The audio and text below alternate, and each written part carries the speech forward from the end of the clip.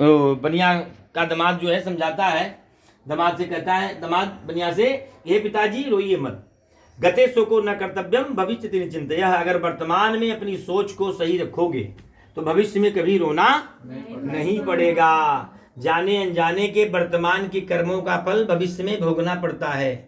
हे पिताजी आपने झूठ बोला है, आपको श्राप लगा है, भगवान दंडी स्वामी का श्राप लगा है, आप उनकी शरण में जाइए, भगवान बड़े दयालु हैं, आपको क्षमा कर देंगे। करुणा निधान रउआ जगत के दाता बानी, श्री भगवान रउआ जगत के दाता हुई हैं, मति के फेरी दई हैं, विपत्ति के टारी दई हैं, श्री भगवान रउआ जगत के दाता हुई हैं। माई सबरी घर गईले हो झूठे बैर खैले, कई के बखान रउआ जगत के दाता बानी, श्री भगवान रउआ जगत के दाता बानी। हे पिताजी प्रणत पाल रघुवंश मणि करुणा सिंधु खरार, गए शरण प्रभु राखी हैं सब अपराध विसार। आप रोइए मत, भगवान बड़े दयालु हैं, उनकी शरण में जाइए, आपको भगवान क्षमा कर देंगे। दामाद की बात को सुनकर के जो है बनिया दंडी जी के चरणों में जाकर के गिर पड़ा, रोने लगा बनिया, विलाप करने लगा बनिया कि मुझे क्षमा कर दीजिए प्रभु, मैंने आपसे झूठ बोला, मैंने आपको नहीं पहचाना, मैं आपकी शरण में आया हूं, मुझे क्षमा कर दीजिए। रोने लगता है, विलाप करने लगता है। तब भगवान दंडी स्वामी कहते हैं कि साधु रो मत, मुझे तुमसे कुछ चाहिए नहीं।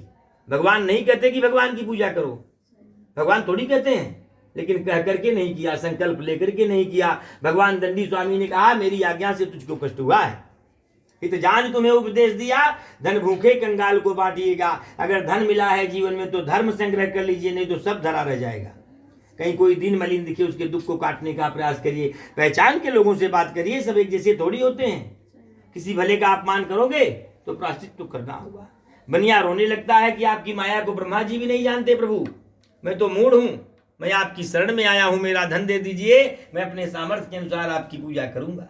रोने लगता है, विलाप करने लगता है बनिया। भगवान बड़े दयालु हैं, प्रसन्न हो जाते हैं बनिया की बातों से, और बनिया को समझाते हैं कि जो धन का घमंड है ऐसे मन से दूर करो प्यारे, सब दौलत खजाना यहीं धर के जाना है। थोड़ी सी जिंदगी है, कितनी जिंदगी है? 100 साल की जिंदगी है मनुष्यों की, लेकिन 100 साल नहीं जी पाते लोग। 100 साल कौन जी रहा है? उसमें भी आधा लोग सो करके खो देते हैं। ज्योतिष के हिसाब से जो मनुष्यों की आयु कलयुग में है वो 100 साल है, लेकिन खान पान ऐसा है कि लोग 100 साल नहीं जी पाते, उसमें भी आधा लोग सो करके खो देते हैं। सिया राम ध्यान धरो, जहां से आए हो वहीं जाना है। यहाँ उज्जत की लड़ाई और झगड़ा करने का काम नहीं है, चाहे को बेर करके जाना है किसी से। मत किसी को सताओ, मत विश्वासघात करो किसी के साथ, अंत में मर जाना है। बनिया को भगवान समझाते हैं और कहते हैं कि जा तेरा धन तुझको मिल जाए, आशीर्वाद देकर के भगवान दंडी स्वामी कुछ दूर पे जाकर के अंतर ध्यान हो गए। बनिया ने जाकर के देखा कि नौका धन से परिपूर्ण है, बहुत प्रसन्न होता है बनिया, सबको मनोरथ सुनाता है कि सत्यदेव की कृपा से जो मेरा धन था वो मुझको प्राप्त हो गया। पुनः ब्राह्मणों को बुलाता है, बहुत सा धन दान करता है बनिया, वहां पर मंगलाचार करता है और फिर अपने नगर का प्रस्थान करता है बनिया। जब बनिया का गांव दिखाई देने लगा तो बनिया ने अपने नौकर से कहा कि देखो हमारा गांव दिखाई दे रहा है, हमारे घर जाओ, हमारी पत्नी को, हमारी बेटी को ऐसा संदेश दो कि बनिया अपने जमाता के साथ में बहुत सा धन लेकर के नगर के निकट पहुंच चुके हैं। बनिया की पत्नी लीलावती उस समय भगवान सत्यनारायण का पूजन करने जा रही हैं। लीलावती पतिव्रता स्त्री हैं। जैसे उन्होंने सुना कि हमारे पति आ रहे हैं और दामाद आ रहे हैं, अपनी बिटिया कलावती से कहती हैं कि तू भगवान की पूजा संपन्न करके आ कलावती, मैं पहले पति के आशीर्वाद लेकर के आती हूँ। लीलावती पति के दर्शन को चल पड़ी। कलावती का मन पूजा में नहीं लगता, जल्दी जल्दी भगवान की पूजा कलावती संपन्न करती हैं और भगवान का प्रसाद भी न लेकर के कलावती जो है पति के दर्शन को चल पड़ी। प्रसाद का अपमान दे करके भगवान रुष्ट हो जाते हैं। प्रसाद का अपमान नहीं करना चाहिए, प्रसाद में फल है। भगवान कलावती के पति को गायब कर देते हैं, उसके सामने, उसकी आंखों के सामने उसका पति जल में गायब हो जाता है, डूब जाता है। कलावती गिर पड़ी जमीन पे, रोने लगी। क्या करे जिसका पति ना रहे इस दुनिया में, उसका ठिकाना कहाँ है। मल्लाह चिंता करने लगे, देखते देखते बनिया का दामाद गायब हो गया। लीलावती रोने लगी, भगवान कोई भूत प्रेत का तो चक्कर नहीं है, भगवान की माया कौन जाने।